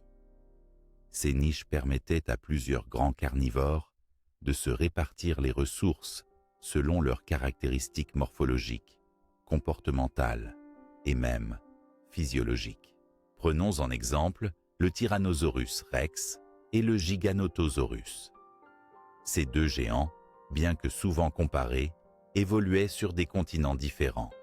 Amérique du Nord pour le premier, Amérique du Sud pour le second, mais avaient des régimes et styles de chasse adaptés à leurs proies équivalentes, mais distinctes, et aux écosystèmes locaux. Leur coexistence indirecte illustre déjà cette idée d'adaptation spécifique aux conditions régionales. Cependant, au sein d'un même continent, la variation des habitats, des sources de nourriture et du comportement pouvait permettre la coexistence de plusieurs carnivores, même d'espèces proches. Les théropodes ont exploité plusieurs axes d'adaptation. Certains privilégiaient la chasse en milieux aquatiques ou semi-aquatiques, à l'instar du Spinosaurus, qui s'est spécialisé dans la capture de proies piscivores, évitant ainsi la concurrence avec des prédateurs purement terrestres. D'autres, comme le Carnotaurus, ont adopté une morphologie et une stratégie de chasse orientée vers la rapidité et la capture de proies plus petites ou différentes, tandis que les plus massifs, comme le T-Rex ou le Carcharodontosaurus, s'attaquaient à de grandes proies herbivores. Ces adaptations se traduisent aussi par des différences saisonnières et comportementales. Certains prédateurs pouvaient modifier leur régime alimentaire selon la disponibilité des ressources, assortir leur technique de chasse à des proies spécifiques ou ajuster leur territoire de chasse en fonction des migrations d'autres espèces. Par exemple, lors de périodes de pénurie, un carnivore opportuniste pouvait s'orienter davantage vers la charogne, réduisant ainsi la pression compétitive. Par ailleurs, des comportements agonistiques comme l'évitement des conflits directs entre prédateurs, basés sur la reconnaissance visuelle, olfactive ou vocale, ont pu jouer un rôle crucial. Ces signaux permettaient de déterminer la dominance territoriale sans que des batailles coûteuses ne se déroulent systématiquement, préservant ainsi l'énergie vitale des animaux et minimisant les risques de blessures fatales. La spécialisation alimentaire est aussi un mécanisme majeur d'évitement de la concurrence. Par exemple, certains dinosaures carnivores pouvaient se spécialiser dans la prédation sur des proies juvéniles, sur des types d'herbivores particuliers, ou même occasionnellement dans des proies aquatiques ou charogners. Cette diversification nutritionnelle réduisait l'impact direct sur les ressources communes. Enfin, la répartition spatiale est un autre facteur clé. La coexistence était facilitée par des territoires distincts ou partiellement superposés, mais exploités à différentes périodes ou sur des types de niches spécifiques, limitant ainsi les rencontres tendues entre gros carnivores. De plus, le paysage géographique, avec ses variations topographiques et climatiques, créait des micro-habitats qui favorisaient la diversité des niches. Ainsi, loin d'être une lutte incessante et anarchique, la compétition entre ces dinosaures superprédateurs était régulée par un ensemble complexe d'adaptations comportementales, morphologiques et écologiques.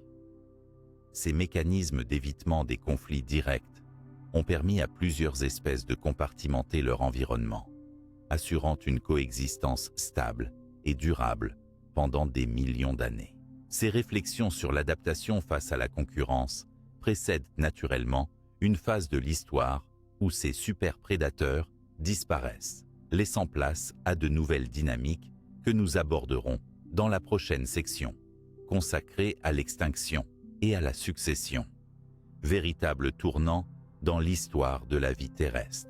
La disparition soudaine et massive des dinosaures non aviens, y compris les superprédateurs carnivores, à la fin du Crétacé, il y a environ 66 millions d'années, constitue l'un des tournants les plus importants de l'histoire de la vie sur Terre. Cet événement, communément appelé l'extinction massive du Crétacé paléogène, a eu des conséquences profondes et durables, non seulement sur les écosystèmes du passé, mais aussi sur la trajectoire évolutive qui allait ensuite sculpter la biosphère telle que nous la connaissons aujourd'hui. Comprendre comment la disparition de ces géants a changé le monde est fondamental pour saisir les dynamiques de succession écologique et l'apparition de nouvelles formes de vie. Les superprédateurs du Mésozoïque, tels que Tyrannosaurus rex, Giganotosaurus, Spinosaurus et bien d'autres, occupaient des niches écologiques très spécifiques, régulant les populations de grands herbivores, maintenant un équilibre dynamique dans leurs écosystèmes. Leur disparition a créé un vide écologique considérable. Leurs proies, privées de prédateurs capables de les contrôler, ont pu avoir une croissance démographique importante, bouleversant les mécanismes de l'environnement. Ce phénomène a provoqué un immense déséquilibre dans les chaînes alimentaires, affectant non seulement les grandes espèces herbivores, mais aussi la végétation et les cycles nutritifs qui en dépendent. Les causes de cette extinction massive sont multiples, mais l'impact d'un astéroïde de plusieurs kilomètres de diamètre dans la région actuelle du Yucatan, au Mexique, est la plus largement acceptée. Cet événement a engendré d'énormes incendies, obscurci l'atmosphère pendant des mois, voire des années, réduisant drastiquement la lumière solaire et perturbant le climat global. En conséquence, la photosynthèse était compromise, entraînant la disparition massive de plantes et le déclin en cascade des espèces animales dépendantes. Dans ce contexte de crise, les superprédateurs, souvent dépendants de ressources alimentaires spécifiques et incapables de s'adapter rapidement à ces transformations brutales, ont été parmi les premières grandes victimes. Leur taille imposante, qui constituait auparavant un avantage, est devenue un handicap en raison de leurs besoins énergétiques considérables et de leur moindre flexibilité écologique. La disparition des dinosaures carnivores a ouvert la porte, au début du Tertiaire, à une nouvelle ère de domination des mammifères. Plus petits, plus adaptables et souvent dotés d'un métabolisme plus rapide, ces derniers ont progressivement investi les niches vacantes laissées par les dinosaures. Les primates, les félins, les canidés et d'autres groupes carnivores modernes peuvent être considérés comme les héritiers indirects de ces lignées éteintes, héritiers des stratégies évolutives de prédation et de survie. Cette succession écologique illustre une dynamique fondamentale. La vie sur Terre est en perpétuel renouvellement, évoluant au fil des crises et des adaptations. L'extinction des grands prédateurs mésozoïques n'a pas simplement effacé un chapitre, elle a permis à une nouvelle page de s'écrire, marquée par une diversification sans précédent et un rééquilibrage des communautés vivantes. Par ailleurs, comprendre ce bouleversement est essentiel pour appréhender les fragilités des écosystèmes modernes. Les écosystèmes actuels, parfois menacés par les activités humaines, montrent que la disparition de prédateurs clés peut provoquer un effet domino, désorganisant les réseaux trophiques et compromettant la résilience globale de l'environnement. Ainsi, la fin des dinosaures superprédateurs reste un avertissement puissant sur les conséquences de la perte de biodiversité et sur l'importance cruciale du maintien de l'équilibre écologique. Leur succession par d'autres groupes démontre la formidable capacité d'adaptation de la vie, mais aussi la nécessité de protéger cette diversité, témoin d'une histoire biologique longue et complexe. Cette réflexion nous conduit à explorer, dans la section suivante, l'héritage que ces dynasties de carnivores nous ont légué, non seulement sur le plan évolutionnaire, mais aussi dans leur influence sur les modes de prédation modernes, incarnant ainsi la continuité et la transformation constante du règne animal. Les superprédateurs du Mésozoïque, dynamiques et impressionnants, ont laissé une empreinte durable, bien au-delà de leur extinction, il y a des millions d'années. Leur héritage ne réside pas uniquement dans leurs fossiles spectaculaires ou dans la fascination qu'ils suscitent, mais également dans les enseignements qu'ils offrent sur la prédation moderne. En effet, l'étude approfondie de ces géants carnivores éclaire notre compréhension des stratégies d'adaptation, des structures sociales et des dynamiques écologiques encore observées chez les carnivores actuels. Tout d'abord, ces dinosaures superprédateurs démontrent que la prédation ne se résume pas à la simple force ou taille corporelle. Au contraire, leur évolution illustre comment la morphologie, le comportement, les capacités sensorielles et les relations interspécifiques s'entrelacent pour assurer une chasse efficace et durable. Par exemple, la spécialisation dans les techniques de chasse, qu'il s'agisse de l'agilité de certains petits théropodes ou de la puissance écrasante du Tyrannosaurus rex, préfigure la diversité des stratégies adoptées aujourd'hui par les grands carnivores terrestres, tels que les lions, les loups ou les ours. L'analyse des adaptations sensorielles des dinosaures, comme l'amélioration de la vision stéréoscopique ou le développement de l'odorat, souligne combien la prédation est un processus finement calibré, combinant agility, intelligence et sensibilité. Ces caractéristiques modernes de chasseurs sont des héritages directs ou convergents avec ces lointains ancêtres, démontrant que les principes fondamentaux de la survie reposent sur des bases ancestrales profondément enracinées. Par ailleurs, l'étude des comportements sociaux suggérés par certains indices fossiles, tels que la chasse en groupe ou la défense du territoire, prépare le terrain aux interactions complexes entre carnivores que nous observons aujourd'hui. Dans de nombreuses espèces modernes, le travail collectif optimise la réussite et la survie des individus, un modèle que l'on commence à voir poindre chez certains théropodes. Cela témoigne d'une continuité évolutive des stratégies sociales pour maximiser l'efficacité de la chasse. De plus, l'héritage des dynasties de carnivores engage une réflexion sur les impacts écologiques que ces prédateurs ont exercés, toujours visibles aujourd'hui. La régulation des populations de proies et la structuration des écosystèmes via la prédation sont des concepts fondamentaux dont les racines remontent à ces périodes anciennes. Ces relations trophiques influencent le maintien de la biodiversité et la résilience écologique, permettant aux écosystèmes de s'adapter aux perturbations. Sur le plan évolutif, nous comprenons mieux comment certaines caractéristiques morphologiques et comportementales ont été conservées, modifiées ou développées au fil du temps, créant des lignées dynamiques de carnivores terrestres.